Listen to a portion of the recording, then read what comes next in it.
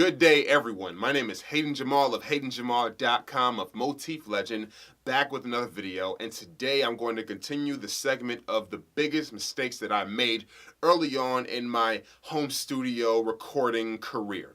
And one of the mistakes that I made when it came to recording my music was not really understanding proximity effect. So what I'm going to do is give it to you in very layman's terms, what it means for you when you're recording your music as a rapper or as a singer. So stay tuned.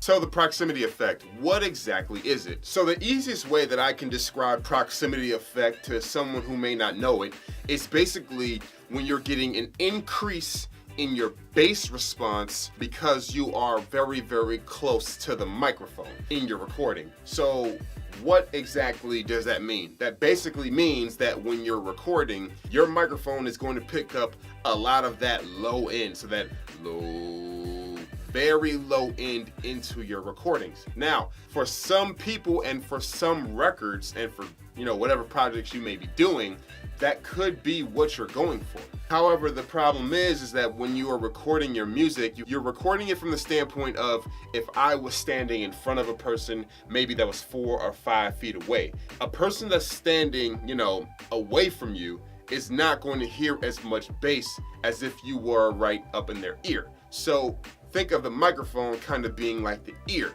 You're not going to really get up into someone's ear and start, singing. You're going to, kind of back away from them if you want them to catch all the nuances and the highs and mids and lows of your voice.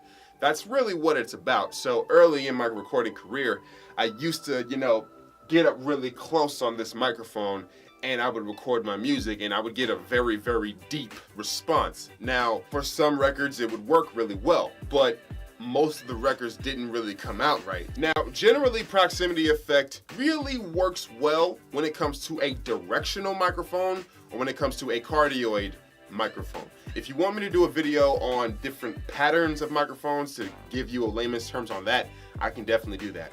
But basically, any cardioid, any directional pattern microphone, proximity effect really, really comes into play. So if you think about whenever you hear some of these commercials that you might hear with these guys with these very deep voices, basically they're really, really close up on these microphones. They're like really close, so it's like right here. And you want to get all of those frequencies in to kind of give you that, that God-like effect. But when it comes to recording music and when it comes to just, making most records, you're trying to get the most natural, sound out of your vocal. What that means is that you're going to back up off the microphone. So let me give you an understanding of that. Let's transition into the, practicality of what you would do. Okay guys, so to demonstrate, I have my Neumann TLM-103, which is the microphone that I use to record all of my music. When I'm recording most of my records, right here, this is pretty much too close. Just a tad bit too close, in my opinion, in order to get a really, really good sound. I kind of want to back up off it right about here, really, really good. This is going to give me a very, very solid sound. Now, if you're asking how in the world is the microphone going to be able to pick me up, the cardioid pattern is going to be coming, well out here. It's going to really pick up everything. So think about it like this. If I'm recording right here and I'm into it and I'm moving like this, well, guess what? There's not going to be any drop off.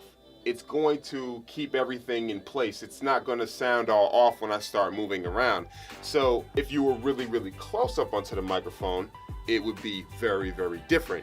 If you make any sudden movements, it's going to be drastically different because you're really up on it. So basically you want to back up off the microphone and you want to just, sing or rap in a very normal tone or in a very performance-like tone, and you're going to get a really, really solid vocal recording. If you need more sound out of it, just turn the microphone up a little bit. But in terms of, getting up really, really close on the microphone, that was a big mistake of mine. Don't do that. Don't get up right here and start rapping. You don't want your nose to be touching the pop filter like this. You don't want to be, damn near kissing or eating the microphone. Back up off it a little bit. This is Hayden Jamal of HaydenJamal.com. I'm a rapper and a songwriter, and please follow me on Twitter, Instagram, and Facebook. The links are in the description below. Remember to be the dream, stop dreaming, and crush it in your next session.